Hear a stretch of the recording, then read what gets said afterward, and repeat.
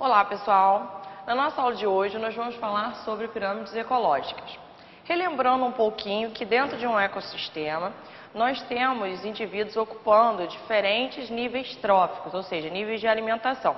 Iniciando pelos produtores, que são responsáveis pela introdução da energia no ecossistema, são seres autotróficos, ou seja, capazes de obter o seu próprio alimento.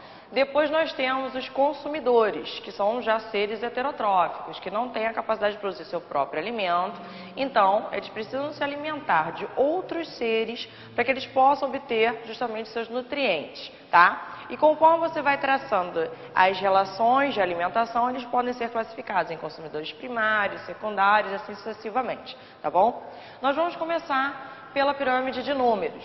Bem, o nome já está falando, ela vai esquematizar a quantidade de indivíduos presentes naquele ecossistema.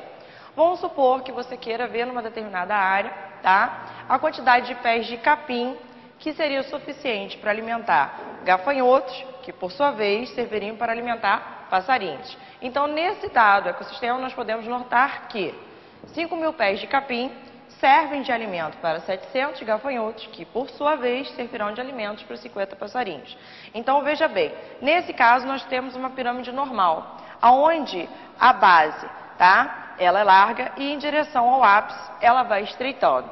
Na pirâmide de números nós podemos ter uma inversão. Isso significa dizer que a sua base é estreita e em direção ao ápice ela vai alargando. Por exemplo, se eu pegasse uma árvore, tá? Para poder esquematizar os organismos que ali vivem, eu poderia notar que nessa árvore eu tenho a presença de 500 pulgões, né, se alimentando da sua seiva. Que, por sua vez, se eu fosse analisar esses pulgões, eu encontraria protozoários parasitas no seu intestino, que daria mais ou menos um total de 30.000 protozoários. Bem, o nosso segundo tipo de pirâmide é a pirâmide de biomassa. Nesse caso, nós estamos representando o peso seco, tá? Total, dos mesmos indivíduos que você utilizou para representar na pirâmide de número, ou seja, os consumidores, os produtores, só que agora a gente está trabalhando com o peso seco. Então, nesse caso, o que eu observo? Por exemplo, se eu pegasse 8 toneladas de alfafa, tá? Eu veria que ela serviria durante um ano inteiro para alimentar 1 tonelada de bezerros, que por sua vez serviria para alimentar um adolescente de 47 quilos. Nesse caso, nós também podemos observar uma inversão. Por que nós podemos observar essa inversão? Porque, na verdade, essa medida está sendo pontual. Se eu fosse analisar a quantidade de fitoplâncton e zooplâncton ao longo do ano, certamente eu observaria que o seu comportamento seria similar a esse.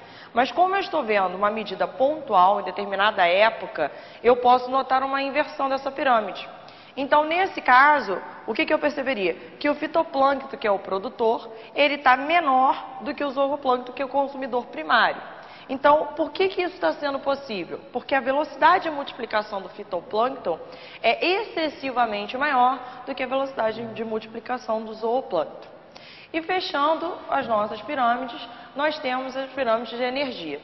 Veja que em nenhum momento eu levei em consideração o fator tempo. Então, foi possível fazer uma inversão dessas pirâmides. Agora, nesse caso, eu levo em consideração o fator tempo. E eu estou medindo o fluxo de energia presente em cada nível trófico, tá, de uma relação alimentar de um ecossistema. Portanto, não tenho possibilidade de inversão, porque nós sabemos que o fluxo de energia no ecossistema, ele é unidirecional.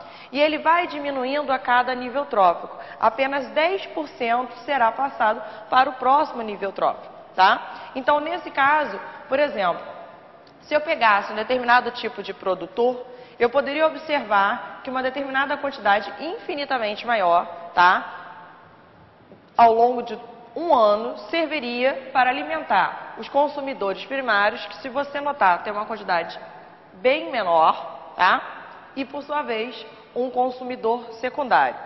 Não se esqueça que, normalmente, dentro dessas relações, nós observamos que os animais caçadores são de maior porte, tá? E eles precisam, digamos, de uma maior quantidade de presas para poder manter o seu corpo, que geralmente são de menor porte, o que faz com que você tenha justamente essas bases mais largas, tá bom? Gente, boa sorte no vestibular e até a próxima.